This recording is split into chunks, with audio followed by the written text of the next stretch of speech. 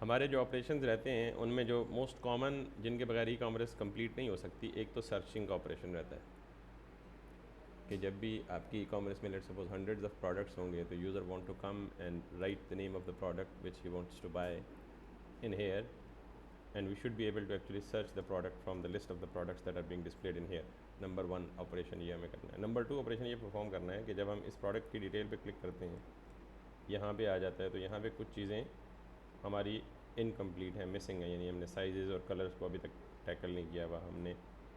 ये तो ठीक है, डिस्प्ले हो रहा है डायनामिकली, ये भी डायनामिकली इन्फॉर्मेशन, और ये यूज़र अगर लॉगिन है तो कस्टमर रिव्यू भी दे दे। नहीं रहता सारा कुछ, लेकिन अब आधे काम आपके मत्थे लगाने ना, क्योंकि उनमें सिंपली क्रड ऑपरेशन है, ठीक है ना। वो फ्लो मैं बता दूंगा तो सारे काम अब मुझसे नहीं करवाने आपने ना। तो जैसे ये रिव्यू है, तो रिव्यू में सिंपली 3 वैल्यूज़ लेके तो फॉर्म हैंडल से जाकर डेटाबेस में सेव नहीं कर सकते हर यूज़र के अगेंस्ट कि किस यूज़र ने किस प्रोडक्ट पे रिव्यू दिया है। यूज़र आईडी चाहिए, प्रोडक्ट आईडी चाहिए और रिव्यू चाहिए। तो ये तीनों चीज़ें जाके कहाँ सेव करनी है, रिव्यू की कलेक्शन में, ठीक है।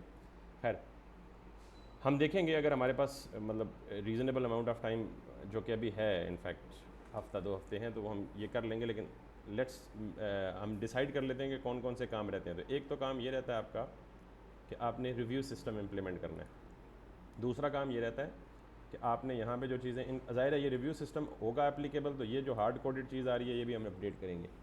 अभी ये हार्ड कोड हुई है फिक्स, ठीक है।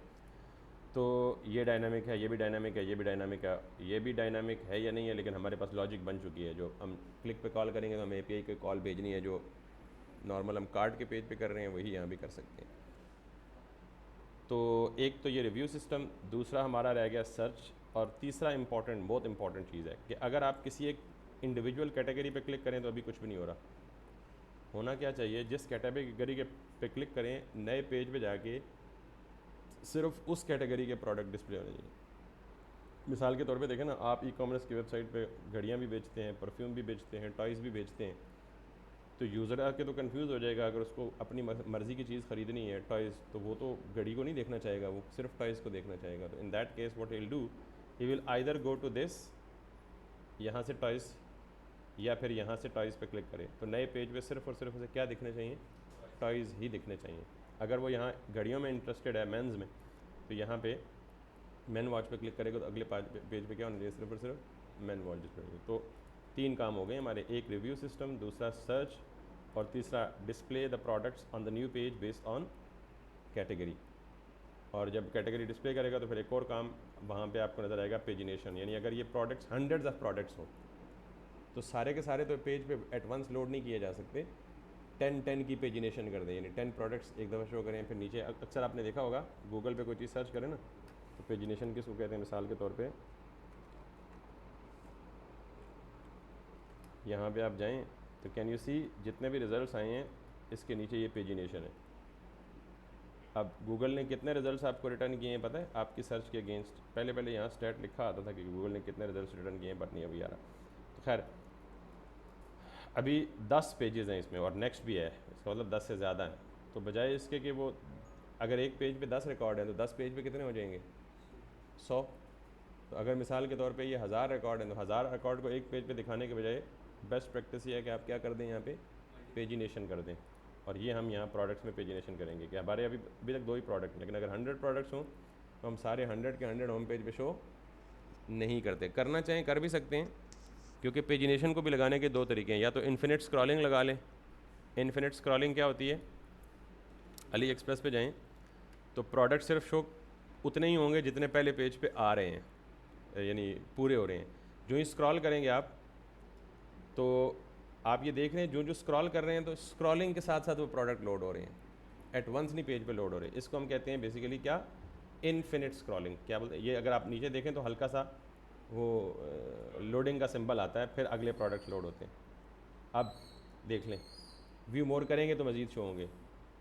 Can you see this is called as, अब देख लें मज़ीद लोडर, फिर लोडर, फिर लोडर, फिर लोडर। यही तो कह रहा हूँ ना, एक प्रोडक्ट पेज तो डिटेल का पेज है ना जो हमने बना ली है, एक वो पेज है जिसपे, यस, यस यस, वही वही ये जो इशारा कर रहा हूँ ना कि आप किसी कैटेगरी पे क्लिक करेंगे तो ये प्रोडक्ट लिस्टिंग के पेज पे चला जाएगा। किसी एक यही अली ई कॉमर्स अली बाबा पे देखें मिसाल के तौर पे, यहाँ पे ये हैं कैटेगरीज होम एंड गार्डन। तो अब होम एंड गार्डन पे क्लिक करेंगे तो ये लिस्ट प्रोडक्ट लिस्टिंग के पेज पे चला जाएगा, जहाँ सिर्फ और सिर्फ क्या दिखेंगे आपको, होम एंड गार्डन से रिलेटेड चीज़ें दिखेंगी। ठीक है, अब उसके आगे सब कैटेगरी, इसने तो मल्टीपल कैटेगरीज को इंप्लीमेंट किया है ना होम एंड गार्डन। हम एक ही कैटेगरी में इंप्लीमेंट करेंगे, मिसाल के तौर पे अभी यहाँ पे बास्केट पे चले जाएं, ठीक है, ये होम में आता है। तो अब ये प्रोडक्ट लिस्टिंग का पेज है, you are talking about that. तो यही तो मैं इशारा कर रहा हूँ कि whenever we will be clicking on one particular product we will be moving to the new page and that page would be a product listing, जिस पे सारे के सारे प्रोडक्ट किससे रिलेटेड होंगे, टॉयज से रिलेटेड होंगे। Review system 1, search 2, product listing page 3 और पेजिनेशन 4, ये 4 काम हमारे प्राइमरी रहते हैं। ठीक है, और उसके बाद जो एक काम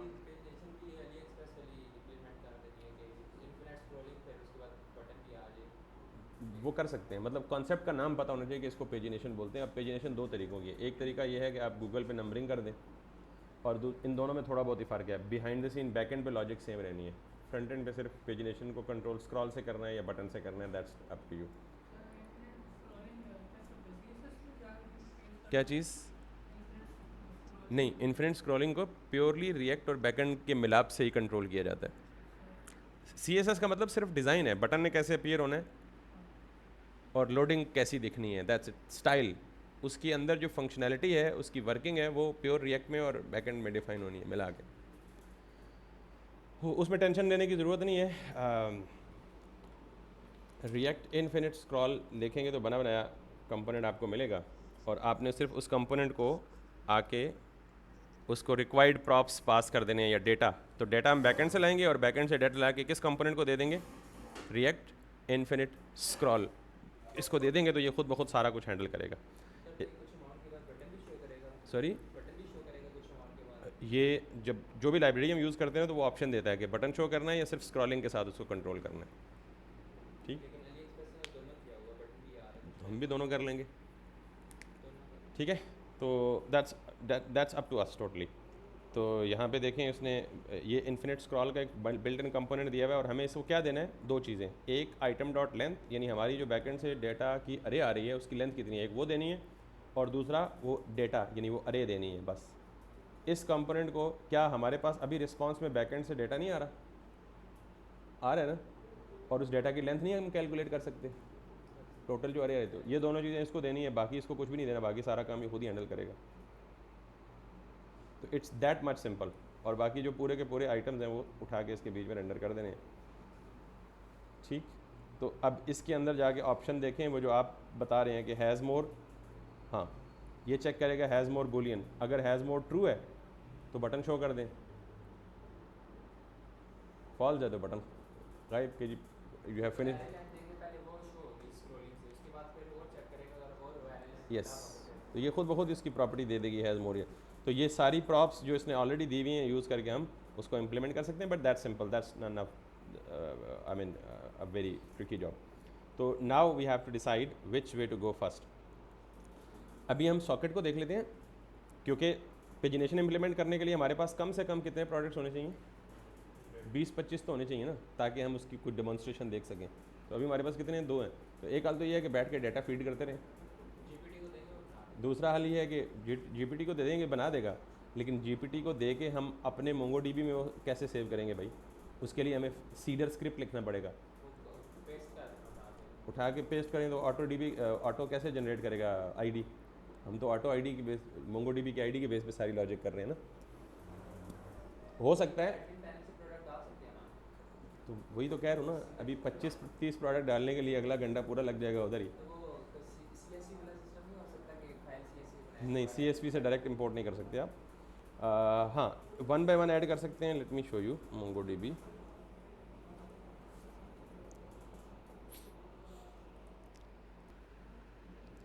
सो यहाँ से हमें डाटा इंपोर्ट करना है किस पे, प्रोडक्ट्स के अंदर, और उस प्रोडक्ट के अंदर डाटा इंपोर्ट करने के, अच्छा उससे भी पहले हमें क्या करना पड़ेगा, क्योंकि हमें यहाँ पे एक कैटेगरी की ID भी देनी है। ठीक, so let's do that category ID 2।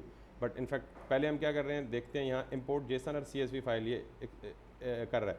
तो हमें इस तरह के प्रोडक्ट की लिस्ट प्रिपेयर करनी है चैट GPT के थ्रू, और फिर चैट GPT को बोलना है जी कि हमें इस प्रोडक्ट से मैचिंग लिस्ट ऑफ प्रोडक्ट्स बना के दे दे 20 या 25 या 30, लेकिन उसके अंदर इमेज कहाँ से आएंगे और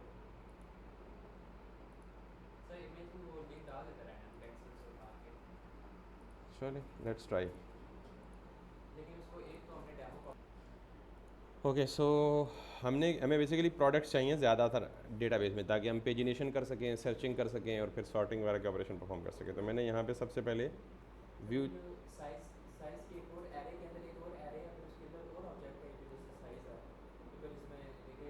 यस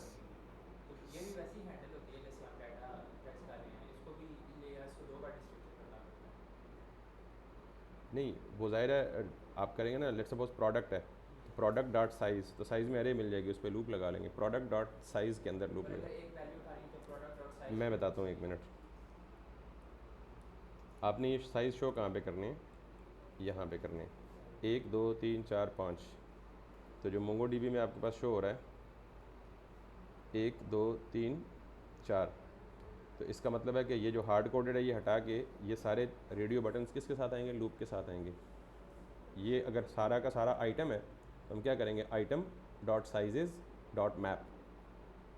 इसी तरह ये सारे के सारे कलर हैं, item dot colours dot map. तो ये सारे के सारे रेडियो बटन डायनामिकली आएंगे, ठीक है। सो मैं फ़िलहाल डेटा प्रिपेयर कर रहा हूँ, इसको मैं डॉक्यूमेंट को कॉपी कर रहा हूँ और जाके चैट GPT को बोलता हूँ जी कि मुझे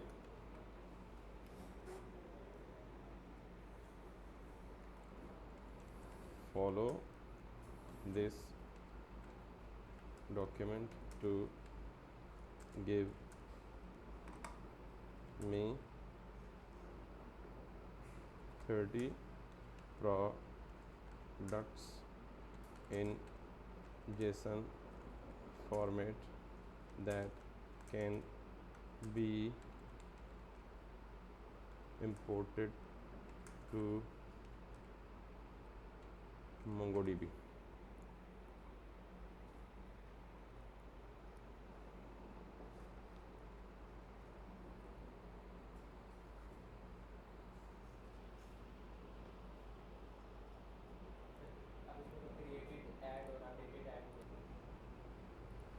सो हम इस गिवन फाइल में से ये 3 चीज़ें रिमूव कर रहे हैं, version, ID, created add and updated add. और कुछ हमें इग्नोर करना है, क्रिएटेड ऐड, इग्नोर ऐड, और हमें कलर भी चाहिए, लॉन्ग डिस्क्रिप्शन भी चाहिए, कैटेगरी भी चाहिए।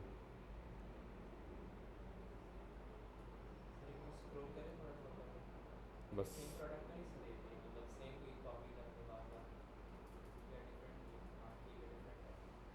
डिफरेंट है, लेकिन I am worried about this category ID। So let's हम कहते हैं जी कि category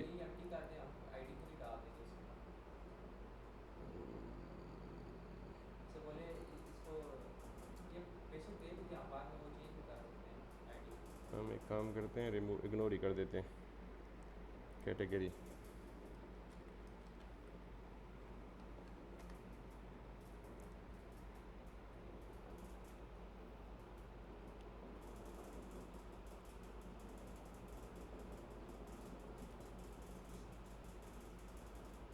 mongo import -DB your DB। Okay, इसको हम यहाँ से जाके डाउनलोड करते हैं, product clean Jason.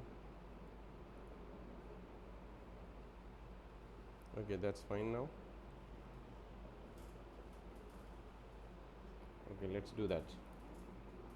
So come back in here, add data, import JSON, go to the download, recording हमारी स्टार्ट है ना, yes. So product clean .js, और ये कह रहे हैं जी कि प्रोडक्ट्स, ठीक है, इम्पोर्ट दिस, ठीक है, स्टॉप ऑन एरर्स, एरर आए तो स्टॉप कर दो, ठीक है। ओके 32 प्रोडक्ट्स हो चुके हैं, इम्पोर्टेड कंप्लीट है, that's nice, that is nice. So अब हमें सिर्फ क्या करना है, हर एक में जाके देखते हैं, पहले इसको आप ऑब्जेक्ट व्यू में देखें, सबसे जो लास्ट है, वेयर इज़ दैट, इसमें आईडी उसने इंजेक्ट कर दी है, क्रिएटेड एट, वो नहीं किया था उसने, created at and updated at, क्योंकि वो अगर स्कीमा के थ्रू हम ऐड करते तब करता, और एक कैटेगरी दी। खैर क्रिएटेड एड अपडेटेड एड हम कहीं यूज़ भी नहीं कर रहे फ्रंट एंड में मेरे ख्याल में। लेट्स सी कि फ्रंट एंड में ये कैसे शो करेगा। अब हमें कम बैक इन हेयर, तो यहाँ पे हमें कितने प्रोडक्ट शो होने चाहिए, पूरे के पूरे 30, और सारे शो हो भी रहे हैं सिवाय इमेजेस के, बिकॉज इमेजेस की जो यूआरएल है वो उसने वैलिड डाले हैं, लेकिन उन यूआरएल के अगेंस्ट हमारे जो होस्टिंग है उस पर कोई इमेज नहीं पड़ा वो, and that's fine if it is acceptable. Otherwise हमें क्या करना है, बेसिकली वन बाय वन जाके सारे के सारे आइटम्स को ऐड करना। चलिए जी, सो हमने चैट जीपीटी की हेल्प से ये डाटा प्रिपेयर कर लिया 30 प्रोडक्ट्स का। ऑल्दो इसने एक ही फाइल में नहीं दिया, लेकिन हमने अपनी मर्ज़ी से फॉलो अप क्यूरी दे के वो डाटा प्रिपरेशन की है और उसने ये काम दे दिया। इमेज के साइज़ का आपने पूछा, तो इमेज का साइज़ वो ऑटोमेटिकली जब यूआरएल बना के देता है तो यहाँ 600 बाई 600 उसने दे दिए। इमेज उसने डमी दिए हैं, टाइटल और इमेज मैच नहीं करेंगे, but that's fine for now. In fact we are more primary concern with other things. अब मैं यहाँ ऐड टू कार्ट करूँगा, ये ऐड टू कार्ट काम भी करेगा, इंक्रीज़ करूँगा या डिक्रीज़ करेगा तो ये भी काम करेगा, एंड बाकी चीज़ें ऑब्वियसली हमारी rest of the things are already working. तो अब हम डेटा प्रिपेयर कर चुके हैं। अब हमने बेसिकली क्या करना है कि हाँ, पेजिनेशन सबसे पहले करनी है। तो सबसे पहले पेजिनेशन का मतलब ये है कि हम सर्वर पे जब रिक्वेस्ट भेजेंगे, तो सर्वर पे रिक्वेस्ट भेजेंगे तो अभी हमारा सर्वर क्या कह रहा है, इसको क्लोज़ कर दें, इसको भी क्लोज़ कर दें, everything is closed. So pagination के लिए पहली चीज़ तो ये चाहिए कि हमने ये देखा है कि अगर हमें इन्फिनिट स्क्रॉल लगाना है ना, तो इन्फिनिट स्क्रॉल के लिए रिएक्ट इन्फिनिट स्क्रॉल पे जाएंगे और देख लें कि इसने कितने दिए। एक ये वाला दिया हुआ है, दूसरा ये वाला दिया हुआ है। तो हम कैसे डिसाइड करते हैं which one is better? Obviously number of downloads पे डिपेंड करता है, ठीक है। और कौन सी लाइब्रेरी का इसने डेमो भी दिया हुआ है, सो दैट्स गुड थिंग। हम डेमो भी देख लेते हैं, बट डेमो में नॉट फाउंड ही दिया हुआ है इसने। so, इस पे जाके डेमो सोर्स पे देख लें, मे बी अगर डेमो मिल जाता है तो that would be good for us. तो डेमो उसने ऐसे वर्किंग डेमो तो नहीं दिया हुआ, कोड डेमो दिया हुआ है। तो उसमें देखें इसने क्या किया हुआ है, इन्फिनिट स्क्रॉल में क्या चाहिए, आइटम्स को लूप लगानी है, और उसके बाद ठीक है, हैज़ मोर को इम्प्लीमेंट करना है, और उसके बाद ये चीज़। तो हम बेसिकली ये काम करते हैं, इन्फिनिट स्क्रॉलिंग लगाने के लिए ना हमें बैकएंड को भी एडजस्ट करना पड़ेगा और फ्रंट एंड को भी थोड़ा सा एडजस्ट करना पड़ेगा। सो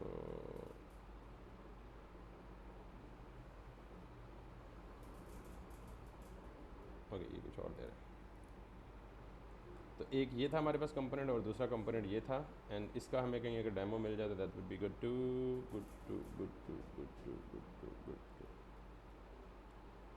इसका डेमो हमें नहीं मिल रहा, सो लिहाजा लेट्स सी द डाउनलोड्स। इसके हैं 8,33,000 और इसके हैं 3,68,000। तो 8 लाख वाला ऑब्वियसली इज़ बेटर, सो लिहाजा close it and go for this one.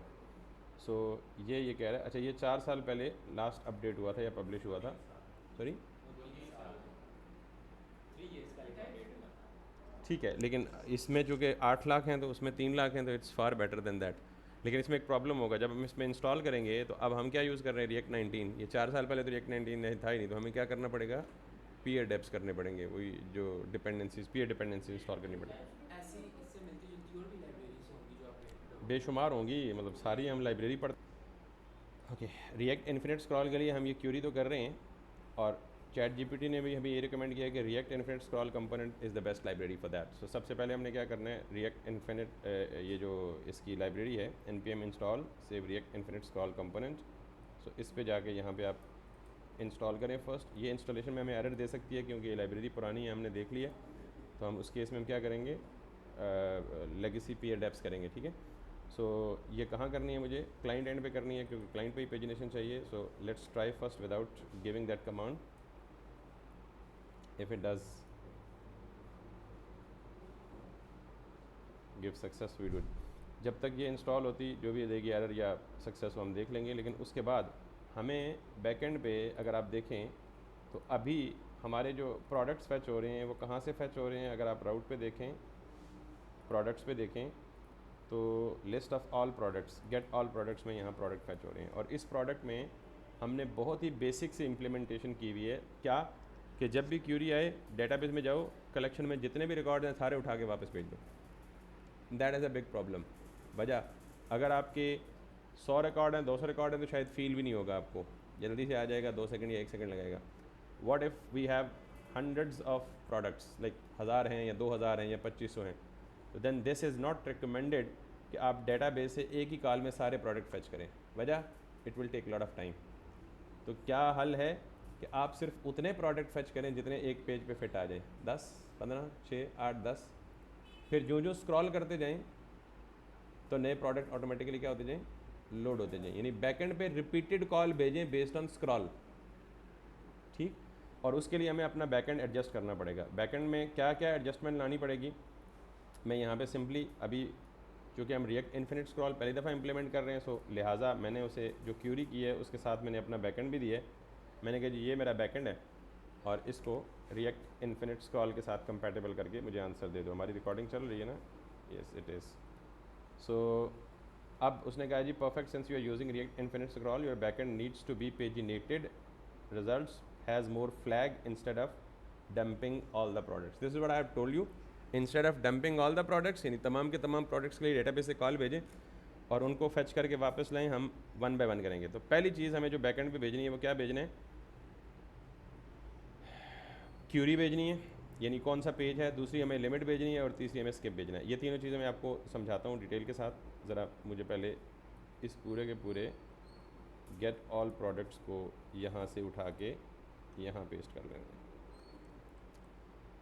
अब ज़रा ये देखिएगा, मैंने ये बोला है कि हमें एक वक्त में इस पेज पे लेट सपोज मेरी व्यू पोर्ट पे कितने प्रोडक्ट्स आ रहे हैं, 1 2 3 4 5 6 7 8। तो इसका मतलब है हम एक टाइम में कितने प्रोडक्ट्स लोड करेंगे, 8। फिर जब स्क्रॉल करेंगे तो दूसरे में फिर कितने लोड करेंगे, 4। फिर स्क्रॉल करेंगे तो 4, फिर स्क्रॉल करेंगे तो 4 4 4, इस तरह से।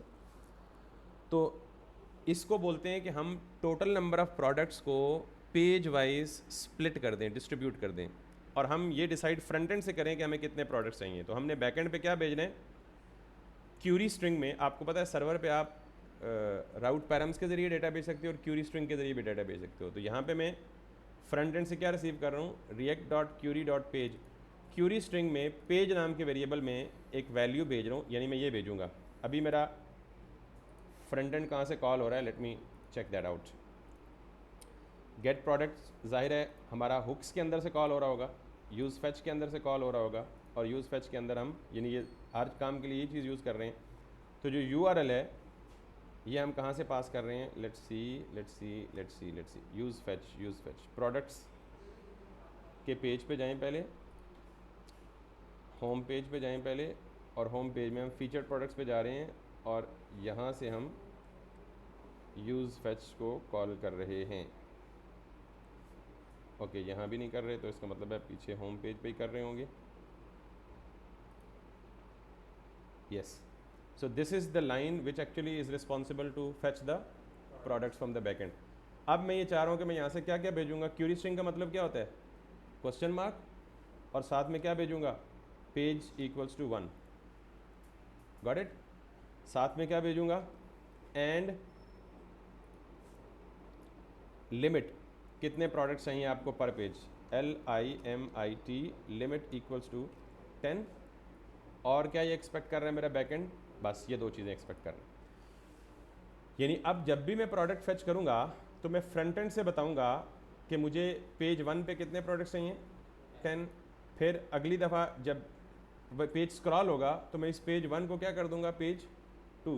पेज 2 पे कितने प्रोडक्ट्स चाहिए, वंस अगेन 10 ही। तो इसको मैं 10 के बजाय क्या कर देता हूँ, 4 कर देता हूँ या 5 कर देता हूँ। तो अब ये क्या करेगा, पहली दफ़ा पेज 1 होगा, पेज 1 पे कितने प्रोडक्ट्स लाएगा, 4। फिर पेज 2 होगा, let's keep it 4 for all. Page 2 होगा तो फिर कितने लाएगा, 4। पेज 3 होगा तो फिर कितने लाएगा, पेज 4 होगा तो फिर कितना लाएगा। तो इसका मतलब ये हुआ कि जब मेरा ये पेज पहली दफ़ा लोड होगा तो पहली दफ़ा लोडिंग के वक्त मैं यहाँ से पेज कौन सा पास करूँगा, 1, और लिमिट कितनी पास करूँगा, और फिर इस पेज के वेरिएबल को इंक्रीमेंट करता रहूँगा 1 बाय 1 बेस्ड ऑन स्क्रॉल। यानी जो ही मैं स्क्रॉल करूँगा दूसरे अगले 4 प्रोडक्ट व्यू पोर्ट में आएंगे तो पेज का वेरिएबल क्या इंक्रीमेंट होना चाहिए 4। तो मुझे बेसिकली यहाँ पे क्या इंप्लीमेंट करना है, पेज के अंदर यहाँ पे जाके डायनामिकली ये चीज़ें इंजेक्ट या एम्बेड करनी है। सो लेट्स सी, यहाँ पे मैं 2 स्टेट्स बना लेता हूँ फिलहाल के लिए, कॉन्स्ट पेज सेट पेज, और इसे क्या बोलूँगा यूज़ स्टेट, और बाय डिफ़ॉल्ट पेज नंबर कितना रखूँगा 1, और इस पेज को कहाँ पास कर दूँगा इस 1 की जगह। Clear?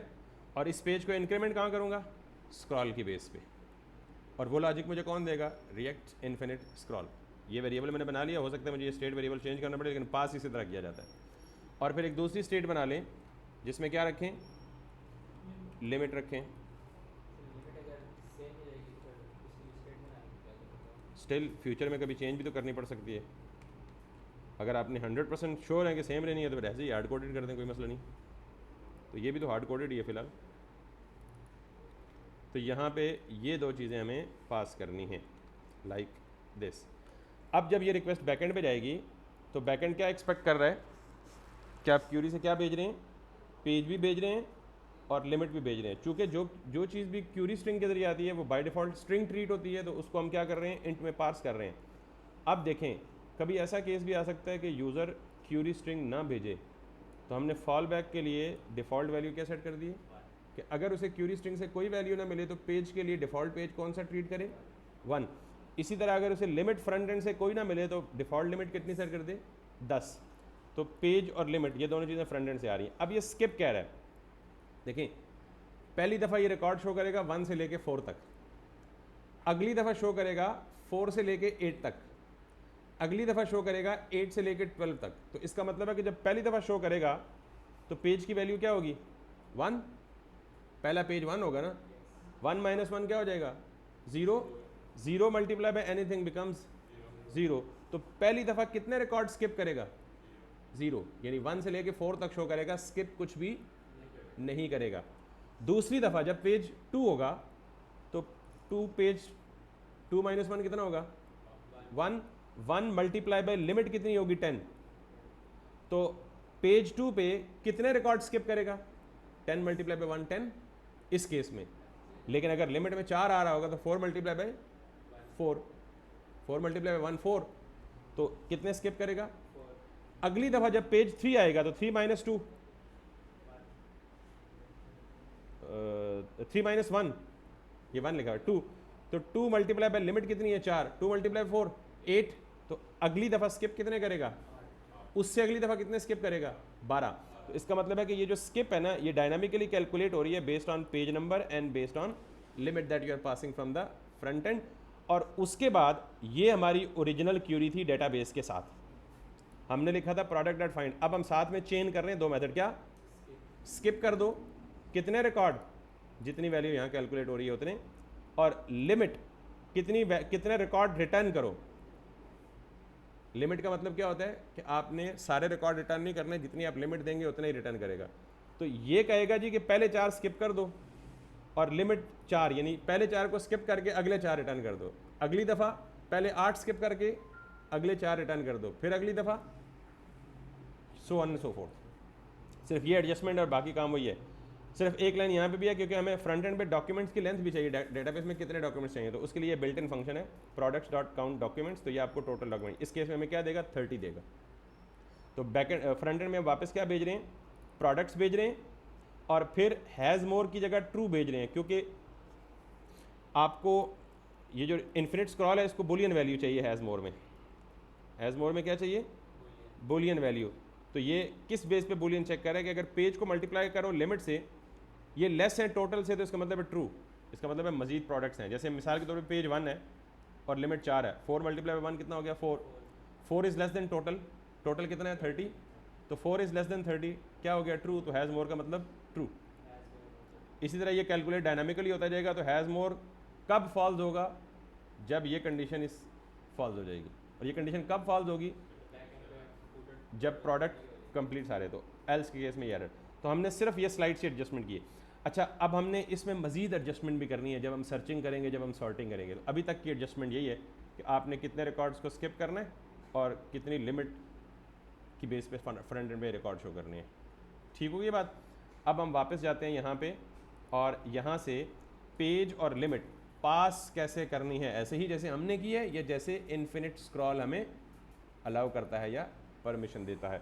So let's come back to this, और यहाँ पे जाने के बाद आप वापस जाएं इधर, और इधर आके उसने कहा जी ये बैकएंड आपने एडजस्ट कर लिया, ठीक है। फ्रंट एंड पे एपीआई कॉल, अभी ये देखें हमने पहले ही कर लिया। उसने कहा एपीआई कॉल में आप क्या भेजेंगे, पेज भेजेंगे और लिमिट भेजेंगे, फिर ये भेजेंगे, फिर ये भेजेंगे, ये हमने पहले डिस्कस कर लिया। और फिर ये कह रहा है कि रिस्पॉन्स फॉर्मेट अब क्या आएगा, प्रोडक्ट्स आएगा, और फिर क्या आएगा, हैज़ मोर।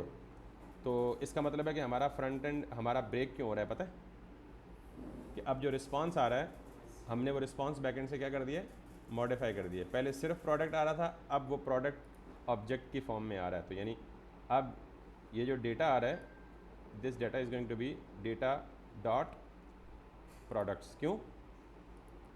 क्योंकि यहाँ पे अब प्रोडक्ट्स किसके अंदर आ गए, ऑब्जेक्ट के अंदर आ गए। तो अब हम दो चीज़ें कवर करेंगे इस डेटा के अंदर। इस डेटा के अंदर प्रोडक्ट्स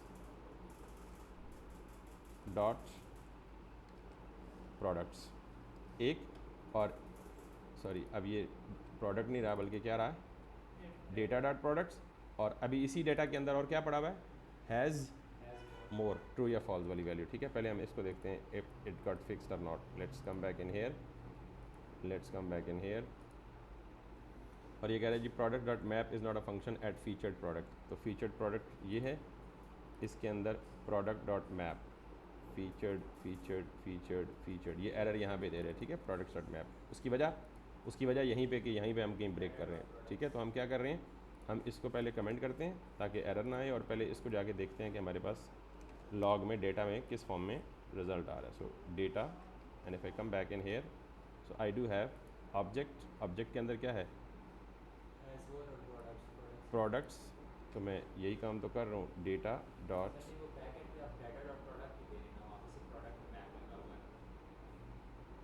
नहीं यहाँ पे जब हम दे रहे हैं ना, एक मिनट रुकें आप, डेटा में क्या आ रहा है, प्रोडक्ट्स और हैज़ मोर। आगे क्या भेज रहा हूँ, उसके अंदर से सिर्फ प्रोडक्ट्स निकाल के, तो आगे जाके वो प्रोडक्ट किस में अवेलेबल हो जाएंगे, सिर्फ प्रोडक्ट्स में। ये चीज़ एज अ प्रॉप यहाँ पे रिसीव हो रही है, सिर्फ प्रोडक्ट्स, और डिस्ट्रक्चर भी हो रही है, that should be available in here, no worries. Let's see why it's breaking still, and it is no more breaking. ठीक है, वो ऑप्शनल चेनिंग ऑपरेटर नहीं दिया था, यानी ये वाला ऑप्शनल चेनिंग। तो फर्स्ट टाइम जब लोड होता है तो उसे क्या मिल रहा था, नल मिल रहा था। तो ऑप्शनल चेनिंग ऑपरेटर का मतलब है कि ना मिले तो वेट करो यार, बेसब्रे ना हो, एरर ना शो करे।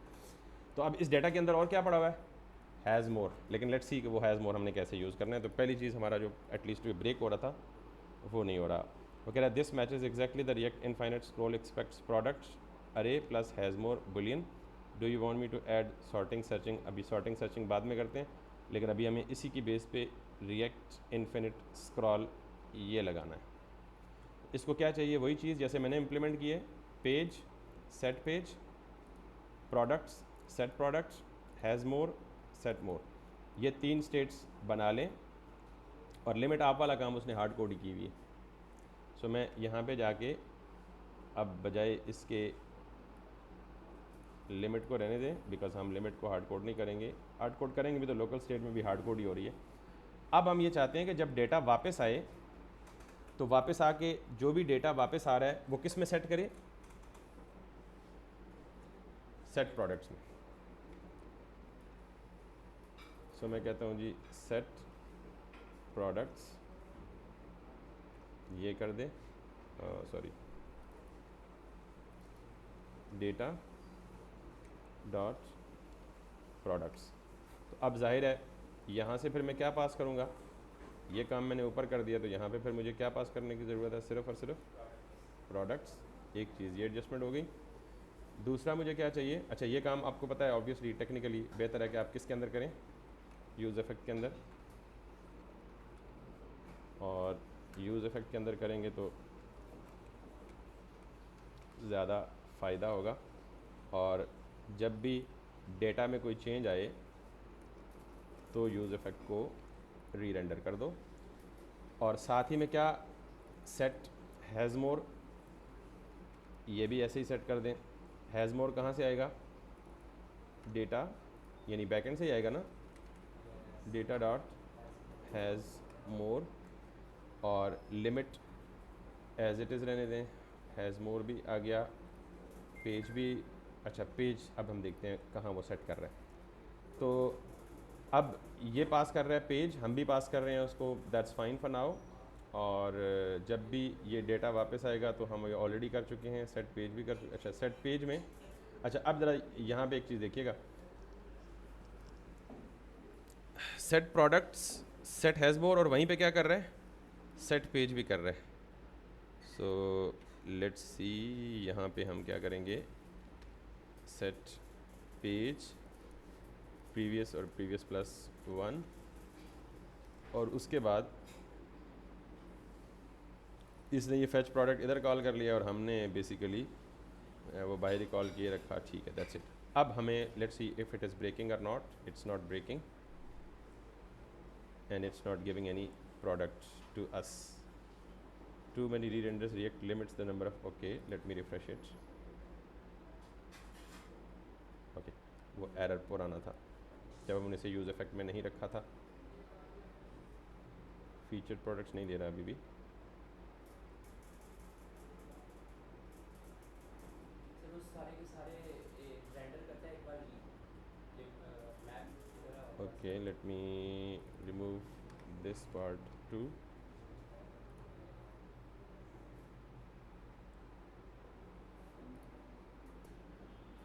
Okay, to resolve that issue हमने टेम्पररीली यूज़ फैच जो अपनी डाटा फैचिंग की हुक लगाई थी, अब चूँकि हमने डाटा फैचिंग की लॉजिक चेंज कर ली है तो we had temporarily commented that, और हमने डाटा को मैनुअली फैच किया है, काम एग्जैक्टली वही हो रहा है। तो अब ये पेज कितना सेट हो रहा है बाय डिफ़ॉल्ट 1 पेज है, और नंबर ऑफ़ रिकॉर्ड्स यानी लिमिट मैंने कितनी दी हुई है, 4 दी हुई है। अगर मैं यहाँ पे लिमिट 8 दूंगा तो how many record it will be फैचिंग, 8 records will be फैचिंग, और 8 रिकॉर्ड्स को कहाँ डालेगा, सेट प्रोडक्ट में, और बाकी काम ऑब्वियसली हो रहा है। So it is actually fetching only 8 records per call. अब इसकी स्क्रॉलिंग इम्प्लीमेंट नहीं हुई, रीज़न बीइंग दैट कि we have to now implement the infinite scroll as well, और वो इन्फिनिट स्क्रॉल कहाँ करनी है हमें। अब हमारा इशू एक ये भी है कि हमारे ये जो प्रोडक्ट्स हैं यहाँ से आगे क्या पास हो रहे हैं, बतौर प्रॉप्स पास हो रहे हैं। तो मे बी हमें ये सारी लॉजिक, या तो प्रॉप्स के बजाय ये सारी लॉजिक कहाँ जाके इम्प्लीमेंट करनी होगी, फीचर्ड कंपोनेंट के अंदर ही, ताकि उधर ही हम इन्फिनिट स्क्रॉल वो कर लें। तो एक काम करते हैं, ये हम कर लेते हैं कि यहाँ प्रोडक्ट्स को एज अ प्रॉप पास करने के बजाय ये सारी लॉजिक उठाते हैं, ये वाली सारी, और इसे करते हैं कट।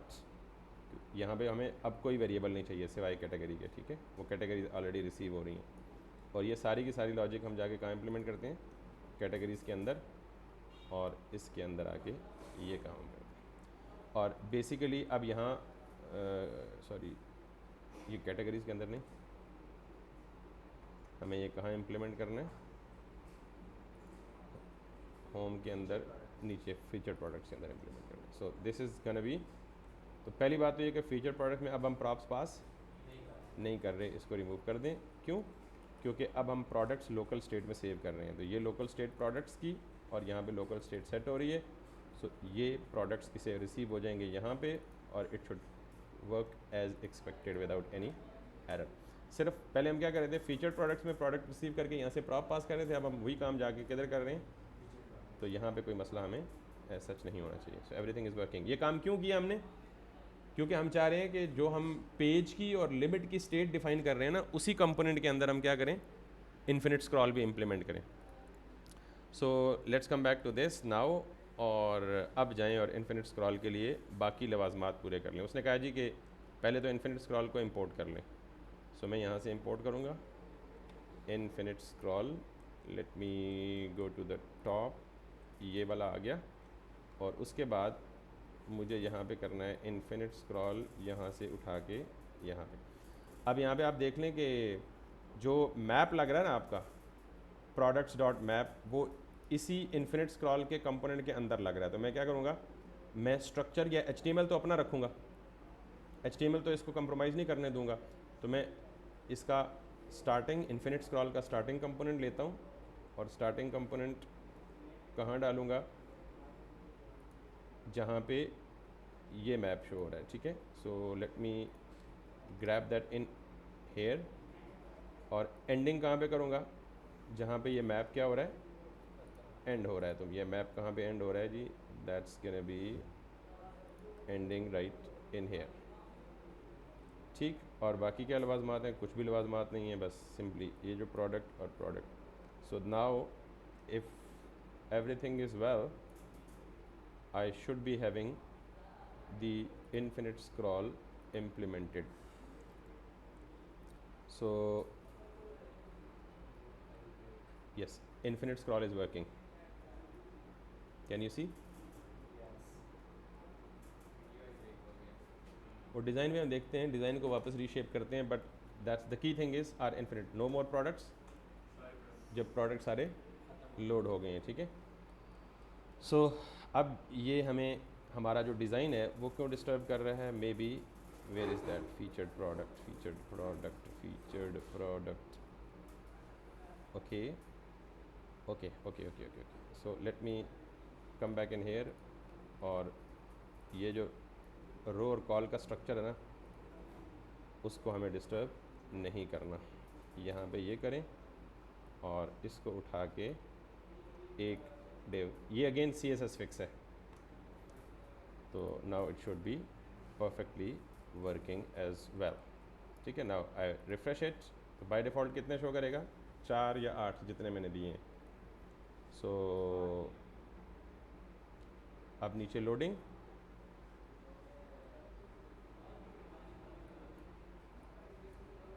कर दे शो भाई। अगर कोई एरर आएगा तो मुझे वो एरर दिखाएगा। यहाँ पे कंसोल पे server responded with the status for one unauthorised, अच्छा ये तो आपको पता है, /me हम कॉल कर रहे हैं, यूज़र लॉगिन नहीं होगा तो वो एरर देगा, that's fine. Fail to load resource server 404 not found, slider, ये भी स्लाइडर कह रहा है, ये भी हमारे से रिलेटेड नहीं है। सो इसका मतलब है कि हमें ना कुछ ना कुछ फिक्स करना है। यस, अब हो गया। सारे एक साथ नहीं हुए, बेसिकली वो पुरानी कॉल कहीं चल रही थी। अब ये कह रहा है encounter 2 children with the same key error should so that component maintain their identity across the updates, ये इशू है। तो हमें बेसिकली क्या करना है, हर कंपोनेंट सेम की ले रहा है, तो हमें सेम की के बजाय we need to do something different. And यहाँ पे प्रोडक्ट आईडी के बजाय आप सिंपली क्या कर लें, इसको IDX कर लें, इंडेक्स, और यहाँ पे कर लें इसको this. Now let us refresh this, और at least this error should be gone now. और हम बेसिकली इसको 4 रखते हैं लिमिट प्रोडक्ट की। Where is the product limit, हम इसकी रखते हैं जी बाय डिफ़ॉल्ट 4 लिमिट रखते हैं। और अब हम एक दफ़ा इसे रिफ्रेश करते हैं। अब हम वापस जाते हैं, 4 शो हुए, रिमेनिंग आर लोडिंग। अब ये टाइम ले रहा है, तो आप सॉरी, हाँ, नेटवर्क टैब पे जाके देखें इफ़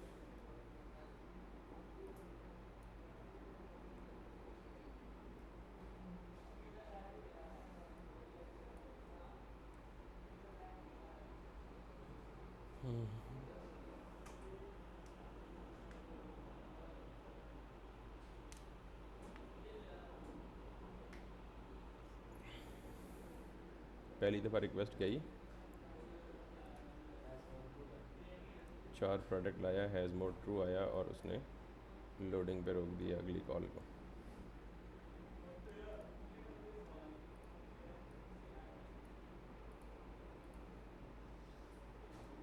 और कंसोल पे भी कोई एरर नहीं है। वही रिफ्रेश नहीं, नेटवर्क कॉल ही नहीं जा रही ना, यूआई तो रिफ्रेश सब करें। हमने नेटवर्क भी देख लिया, नेटवर्क पे कॉल ही नहीं जा रही।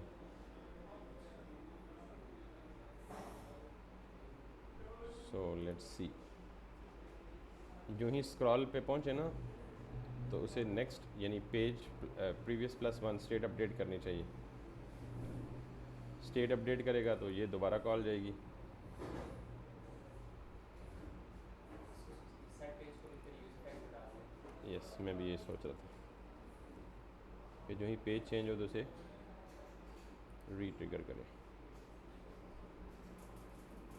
Yes, that's working now. वही मसला था, पेज को जो ही यानी पेज चेंज हो या पेज की स्टेट चेंज हो तो वो क्या करे, उसको रीट्रिगर कर दे, और रीट्रिगर करके that's working now, no more products. Got it. अब ये जो नीचे शो हो रहा है ना, that's going to be a style issue. तो आप इसे क्या कर सकते हैं, रिमूव कैसे कर सकते हैं, इंस्पेक्ट करें और वेयर इज़ दैट, ये देखें कि किस पेरेंट की वजह से आ रहा है। दैट इज़ बिकॉज ऑफ उसने एक पेरेंट इंजेक्ट किया हुआ है, इनफाइनाइट स्क्रॉल पेरेंट। इसको कॉपी करें, रिमूव नहीं करें, रिमूव करेंगे तो वो काम ही नहीं करेगा।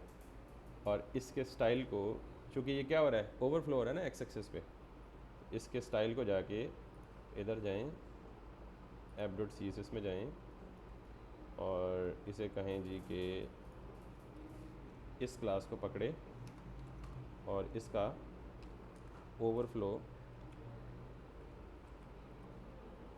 हिडन कर दे, और सिर्फ ओवरफ्लो कौन सा रखे, वाई को ऑटो रखे।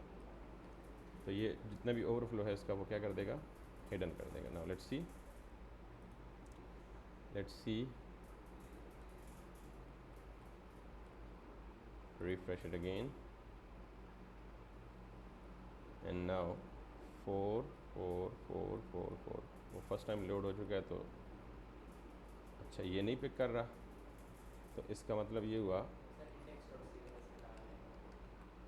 इसका मतलब ये है कि वो उसने कहीं इसको इम्पॉर्टेंट कंसिडर किया होगा। तो हम इसे इम्पॉर्टेंट कंसिडर करते हैं and that is been removed.